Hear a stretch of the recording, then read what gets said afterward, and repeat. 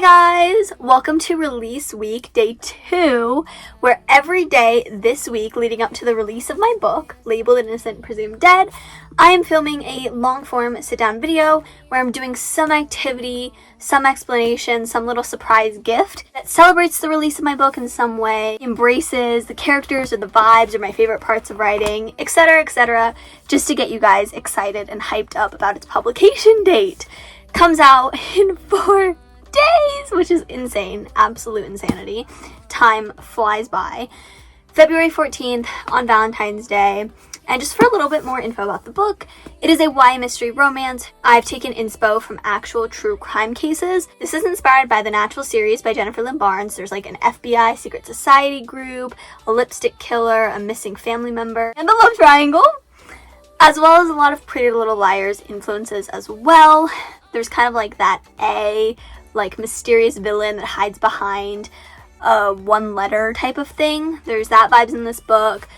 There's actually a cameo of, like, if you've ever watched Pretty Little Liars, that one scene where they find a lipstick message written on a mirror by this mysterious A villain. I wrote in a very similar scene like that in here.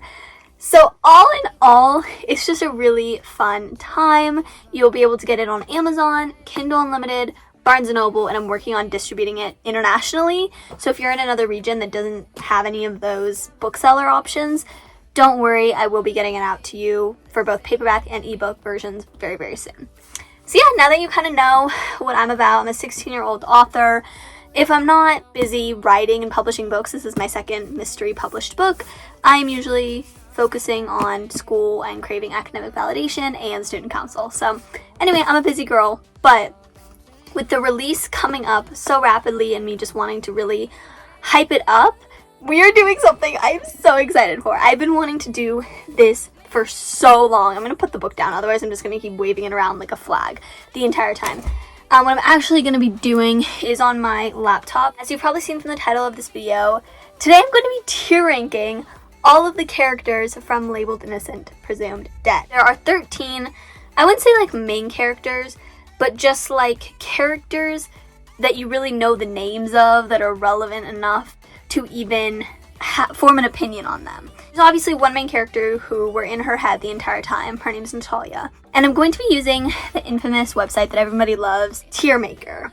So let me just get the screen recording up and running and we will get started. Okay guys, so I really hope you can see my screen at this point. So let me just go through them real fast before we get started. So the top tier, the red one, which remember, red means good in this case, is You Die, I Die. It's a Stranger Things reference. I personally thought the last season was like mid, but now that it's over, as much ranting and complaining I did about season 5, now that it's been over for like a month, I'm having such bad hangover and I'm a little too obsessed with the show now. So anyway, any character that I put in this tier are characters that I am so obsessed with, so bonded to and connected to, that like obviously a character does die in this book. I think I've said that enough times. Chapter 50, anyone? It has been reported to make many people cry. FYI. But, you know, just theoretically, if any of the characters that I put in this tier die, like, I will literally die. Like, we are, like, soulmates. Like, then the next tier is We're on Good Terms. Pretty self-explanatory, but it's, like, kind of that, like, in between. I don't love them. I don't hate them. I like them. These are characters that, like, if I see them on the street, I'm gonna say hi, I'm gonna smile at them, I might stop them and be like, hey, like, you know, make small talk. Then the next one, this was so mean of me, but the next tier is You Exist. Because, you know, quite literally, that's kind of what's happening here. These are very, like, meh characters, hence why they're literally in the middle, but very just like, you're just kind of there. You just kind of exist for the sake of why I, as the author, needed you there, for the sake of the plot, for the sake of, you know, serving your purpose. But, like, you're dry, your personality's dry and boring, you're as dry as a cupcake with no frosting. Tier under it might be confusing for some people, but it's you, but misunderstood. And once we go through that, I have like 1 or 2 characters in mind for this tier. I kind of made it just for them. Once we get started, you'll kind of see what that means. but it's just very like complex characters. Like they've done some really, really, really, really, really bad things. They could be seen as evil, and that's why I said ew, because like they're disgusting. I don't like them, and nor do I condone their behavior, but there is a redeeming quality or something that does make me sympathetic and empathetic for them. So I would not want to put them in the last tier, which is die. All caps and a period. I thought, one, this was a nice parallel from like the beginning. Like we start with you die, I die, and then we end with die. But like literally contrasting to the first tier. Anyone who goes in that bottom tier, I want dead. I want to stake them to the ground. I want to burn them. Okay, I'm getting a little too graphic here. Sorry, guys. There's really only one person I'm going to put in this tier when I'm looking at the 13 I have, but you'll see why. I mean, you won't see why right now because I don't want to spoil anything, but when you read the book in 4 days, you will see why. But anyway, let's just jump right into it. First up, we have Era. Our queen, our sassy mute diva. Like just because she's mute, just because she cannot physically actually speak, she is still just iconic. Like I don't even want to say the words that come out of her mouth because like technically the only like dialogue, if you could call it that she has in this book is like either writing or typing, or she does do sign language, which Natalia learns later on. And so so we are putting her on, we're on good terms. And, you know, I really do want to put her in You Die, I Die, but I just feel like this was never Era's story. You know, this was never meant to be her story. I do include her backstory, and there is so much of her in there, but I also just feel like maybe this reflects more on me. And by the way, like, these rankings are, like, from me, Marcelina Lebu, not, like, in the book necessarily. Just for me, I feel like our personalities might clash too much. As a writer, the way I was making her treat Natalia for the first like third, even like half of the book was very intentional. Like I had a reason for that, I swear. But from like just a person, like I don't want to lore drop about myself here too much, but like I've been going through a situation for the last like 9-ish months, 10 months, where I am in a group community where it's supposed to be a collaborative group setting. We're all supposed to kind of like just become a very tight-knit group and work together, and I've been just getting so excluded. I'm kind of like the new kid in this group when everyone's known each other for years, sometimes even since they were like in elementary school, and they just like treat me very differently because I'm new, and it's just the worst feeling to not be welcomed. And so I feel like realistically, like not from a book perspective, realistically, if I was Natalia and Era was treating me that way when I first joined the Bureau, which is the secret society group in question, I would actually cry because of her. I would have very big self-esteem issues. I would just kind of think of her as my bully and nothing else. So I do have some personal trauma with kind of the way Era treats her. So that's why I wouldn't say that my bond with her is like, you know what I mean? But I still do love her, don't get me wrong. That's just the only like little thing that I feel like I would never truly get to be like in a sisterly bond with her, because that's just like not quite my type of energy. But I still love her, she's still a diva, she's still iconic, and we would have the best laughs over boys, because also she's lesbian, so she quite literally does not like boys, but like it would just be such a fun time. We could talk about makeup together, do each other's makeup. It would just be really fun to be friends with her. Okay, the next character we have is Little Miss Genevieve. Right here.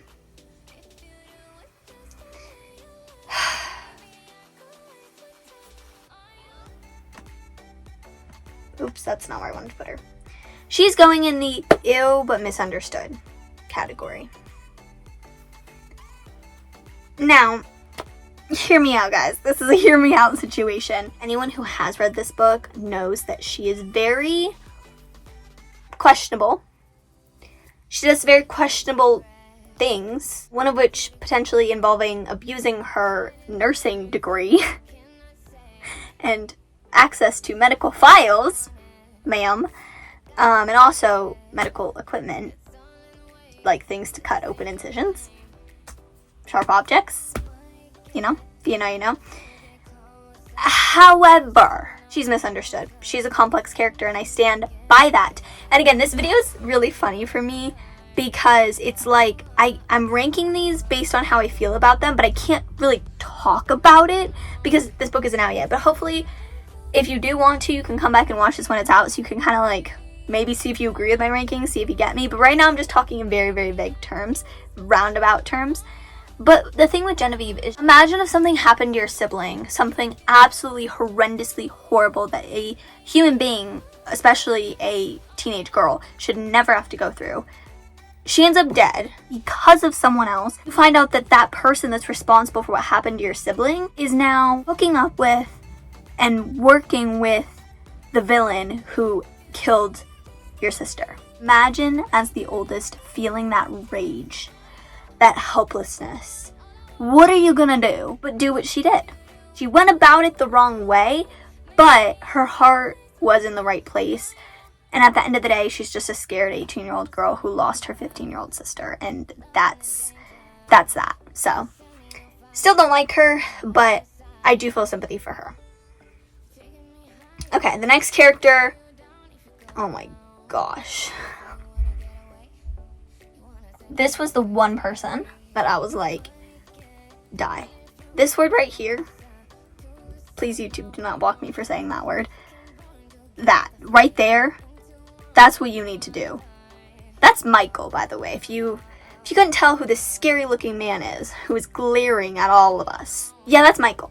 You know, I've made edits about him, I've made posts about him. We hate him. That's all you need to know.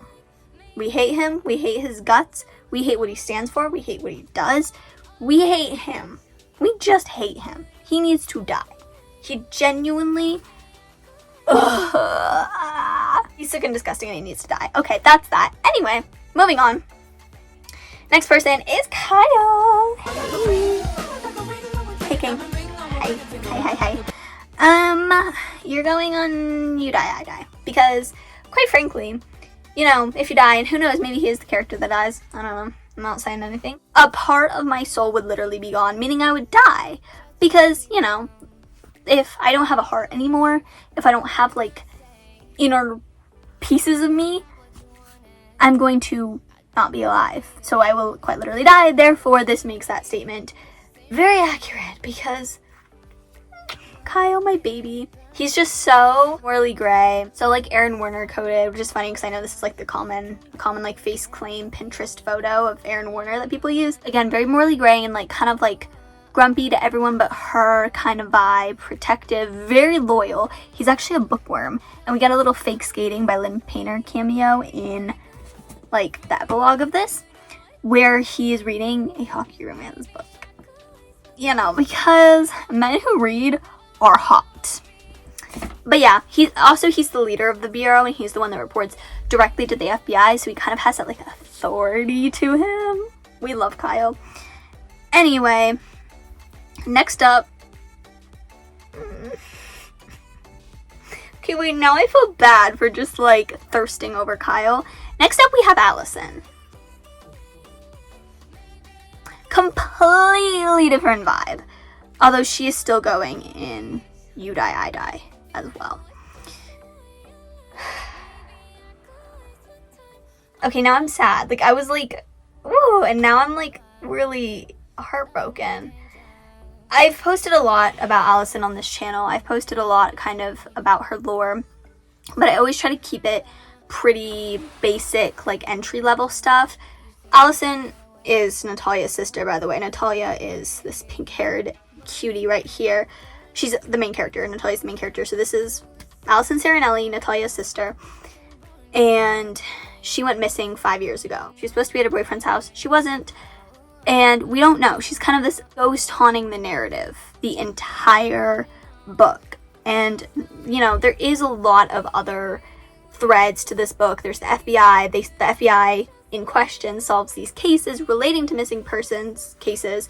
Natalia obviously has her own stuff going on. She also has a love triangle. There's sound family. There's a lot of stuff in this book going on, but it all ultimately ties back to Allison. She's kind of at the center of this like peak, and everything leads back to her eventually in some way.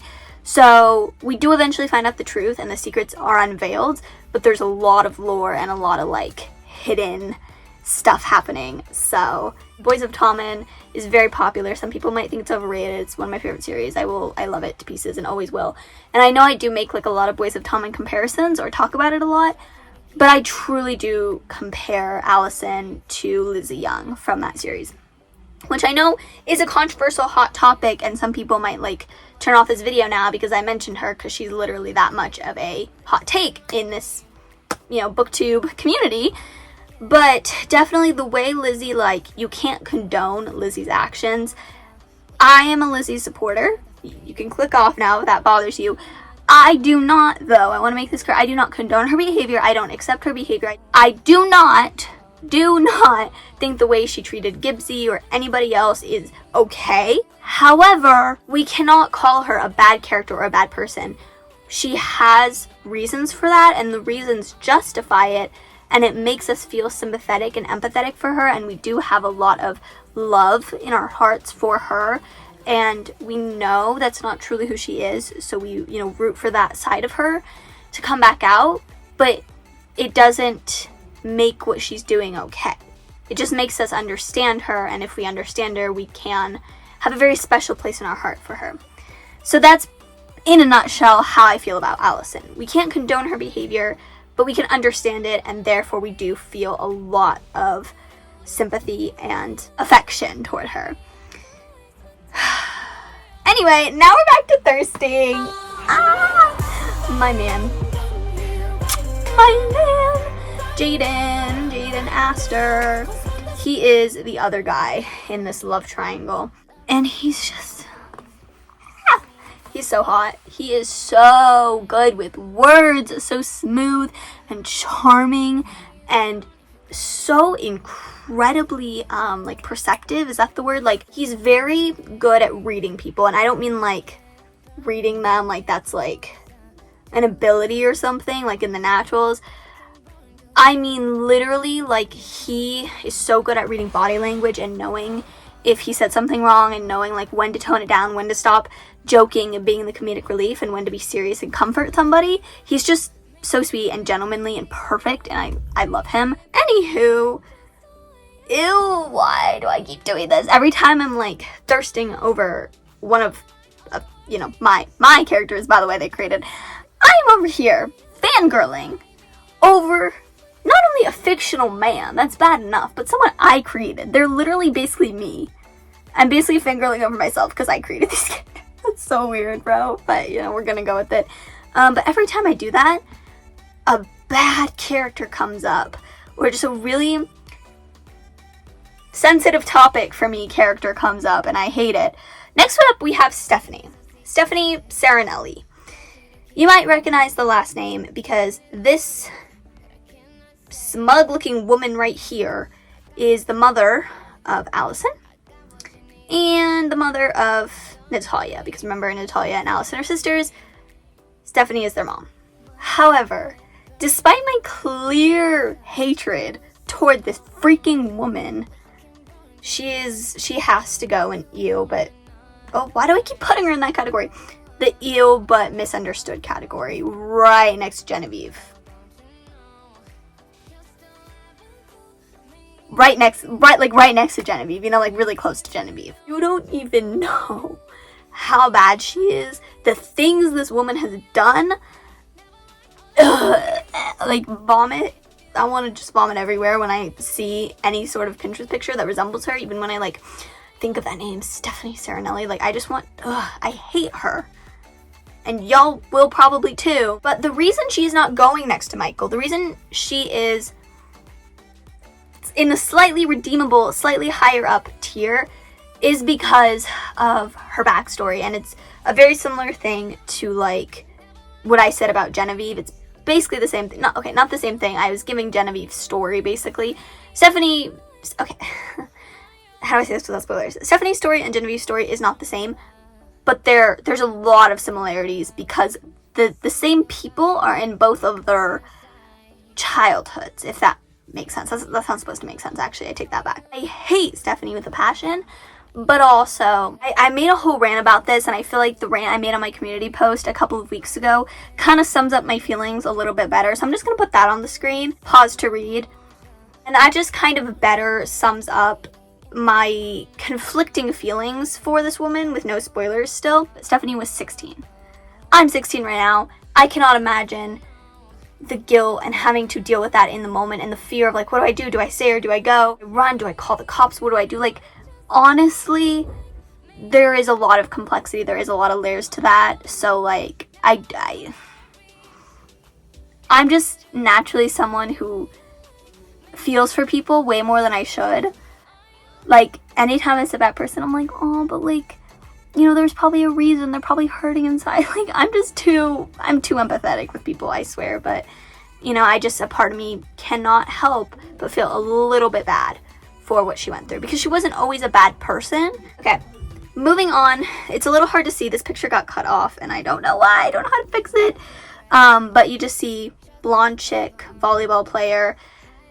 This is Lily. She is going in the You Exist category. This might sound a little bit harsh of me, but she's just there. And yes, I know I was just saying like, oh yeah, she's recognizable enough, and all these characters, like, they have enough page time, they show up enough.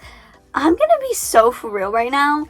This girl was mentioned, like, her story was mentioned across several chapters, because you gotta remember, if you read The Naturals, you know what I mean, kind of. But like, this is one of those like Criminal Minds type shows, think like The Rookie, like any of those like cop detective shows where every episode they're kind of solving a different case, or there's like a new problem, a new incident that happens, and then like it's the same characters, a lot of the same overarching plots are carried over, but like each episode's a different thing that happens. That's kind of the same thing in this book. Obviously, it's one standalone.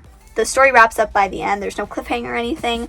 And like I was saying before, everything does tie back to Allison.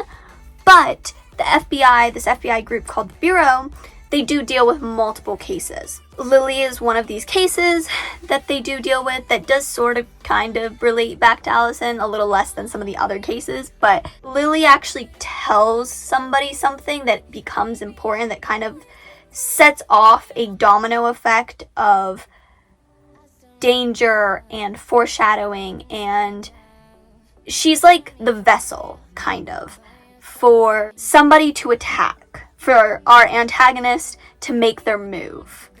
She's like this chess piece pawn that was placed there perfectly, but she's just kind of there. The next person, Lilith, my baby, my queen, my queen, my queen, my queen. Where am I going to put you, Queen Lilith? This is Lilith, by the way. I have mentioned her, I don't even know, because I don't even know if I have.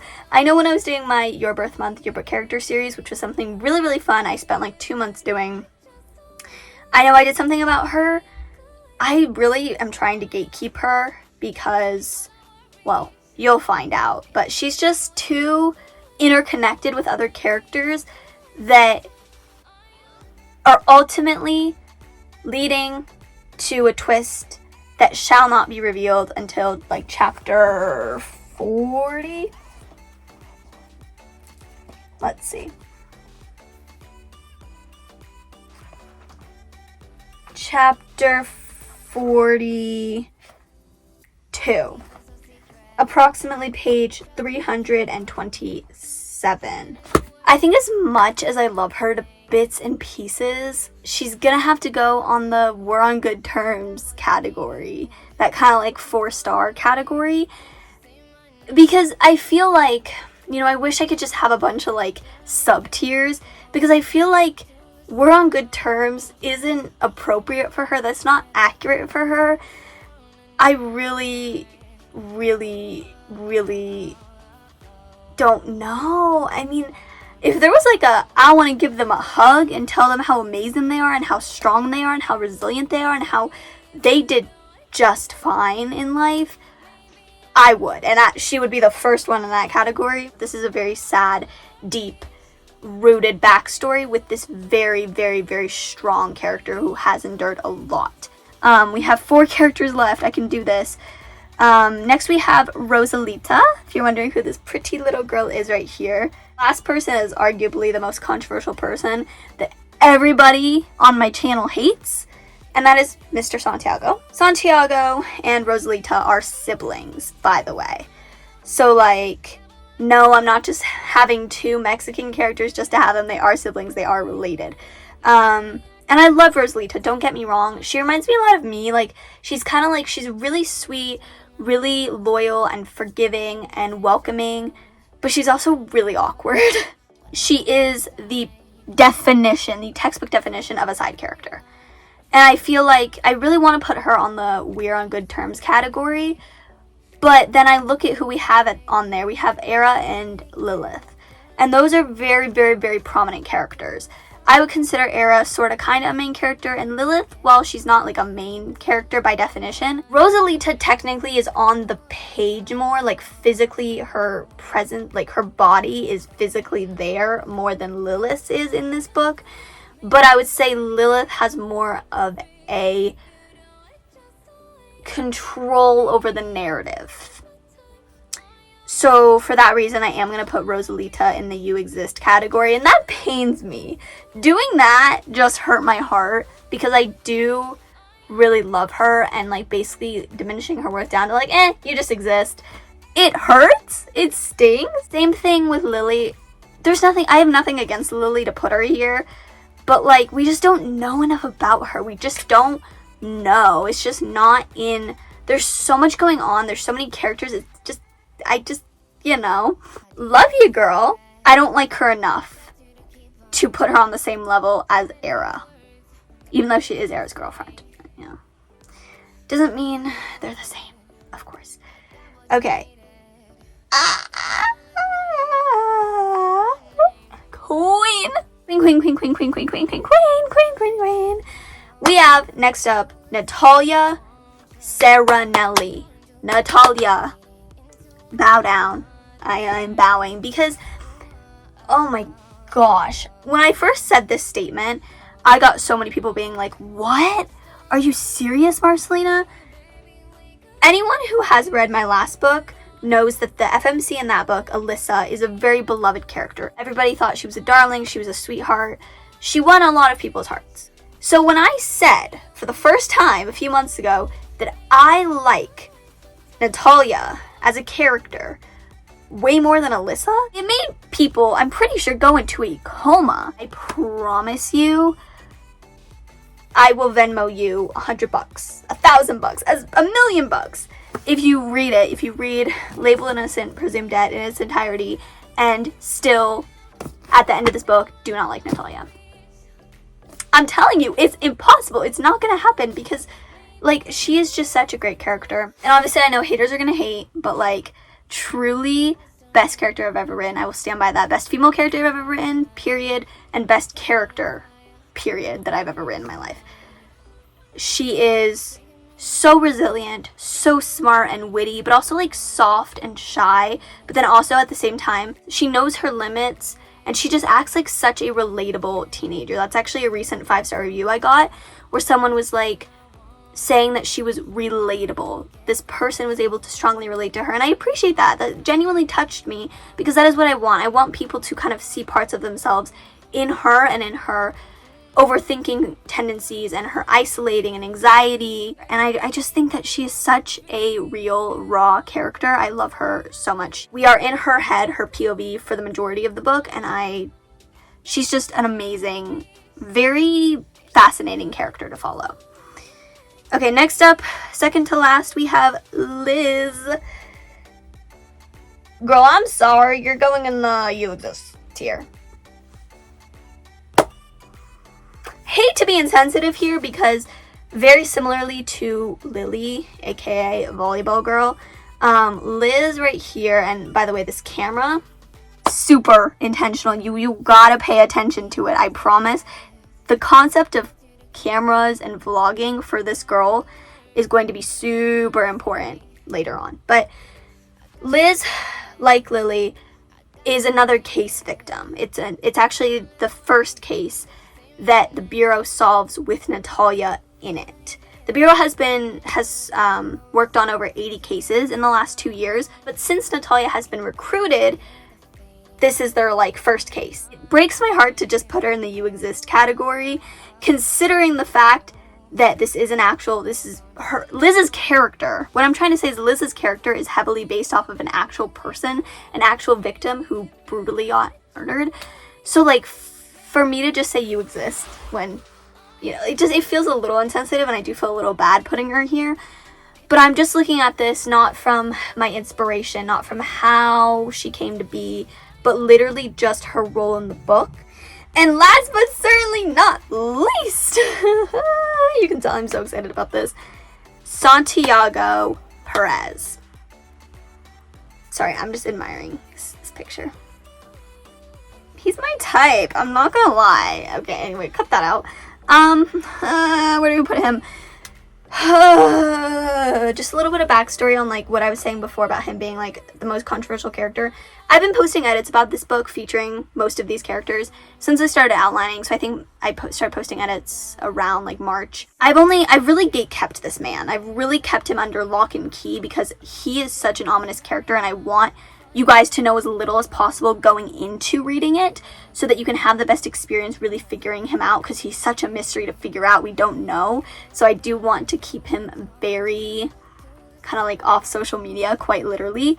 But anytime I post the slightest thing about him, anytime he gets mentioned in the tiniest of ways, you guys, and if you're a new person to my channel, this does not apply to you. I'm not attacking you. Anyone else who is familiar with my channel, you guys have been jumping on this man, quite literally attacking him, because you're like, oh, he totally killed Allison. Oh, I know he's guilty.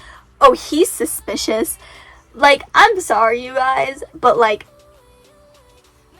valid, but also not valid. But also, like, I get it, but also I don't get it. Like, oh, it's hard to explain. He's such a complex character. I think that's why I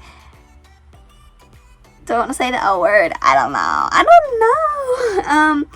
I just feel like all I'm going to say is I think you'll be surprised by his character. That's not me saying he is innocent, because, again, y'all are valid for not trusting him, you know? Smart cookies you guys are. But also, like, he's just...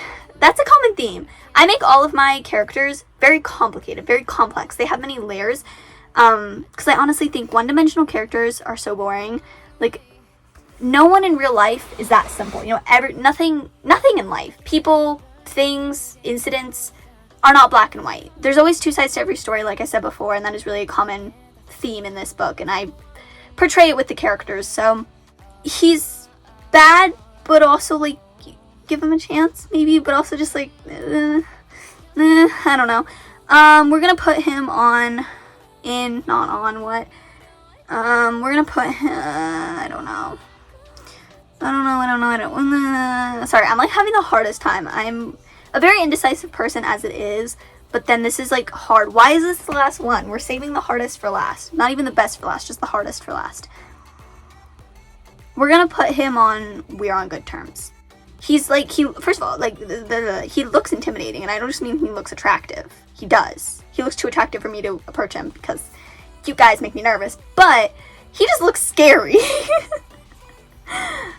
So if I saw him on the street, I wouldn't just be like, hi! Like, no, that's how you get kidnapped and raped and killed, in this society in today's day and age, unfortunately. But I think, you know, let's say I went on a date with both Jaden and Kyle, aka my baby and my baby, and neither of them worked out, you know, which would never happen theoretically, because, you know, Jaden's mine and Kyle's mine. If you can't tell, I'm very attached to both guys.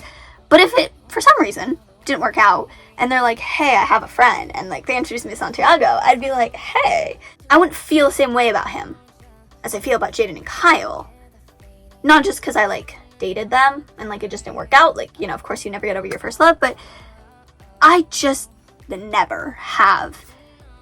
While I was writing this book, while I was reading it, while I was proofreading it, while any of the 7 drafts of editing that this went through, I've never once thought that Santiago was better in any aspect than the 4 individuals that I put in the you die, I die category. And this might tell you something. If you are a skeptic of him, let this be a lesson that if he truly was a bad character, like put your detective thinking caps on, think about it. Think. If he was truly a bad man, he would be going in the either ew but misunderstood or the die tier. Although no one can be Michael, so that's not even really possible. But he would be joining Miss Genevieve and Stephanie here.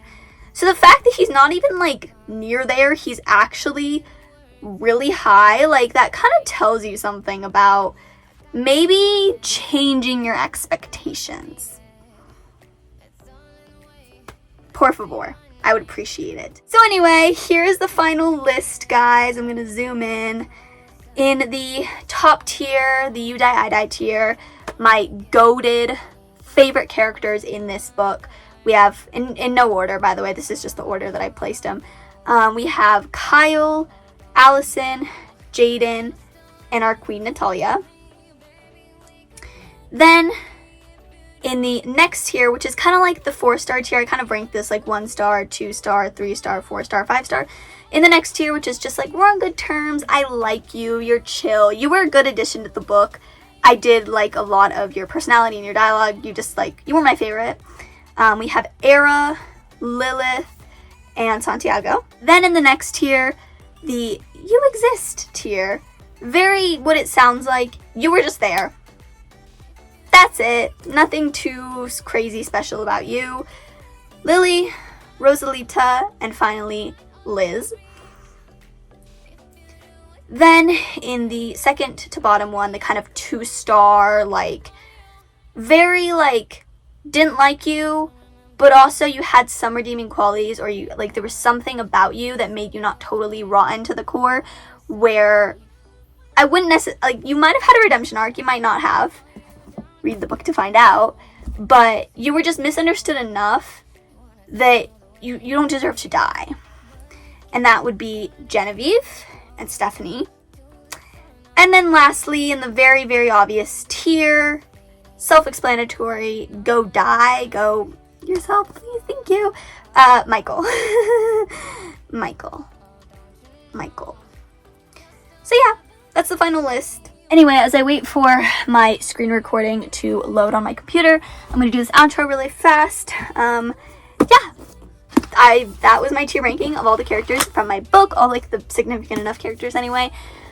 Let me know in the comments down below if this kind of gave you new insight on the characters, if any of them were shocking to you, if, I know, well, depends on when you're watching this. If you're watching this actually on release week, let me know if any of them, based on the edits, shocked you. But then also, if you have read the book, either if you were a beta or ARC reader, so you got the book early in exchange for something, or if you're like from the future, basically, time traveler, and you are watching this after the release or even on release day when this book is available to the public.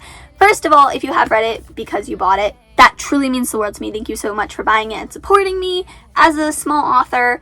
But also, like, let me know when and if you read this what you think. Do you think my ranking is accurate?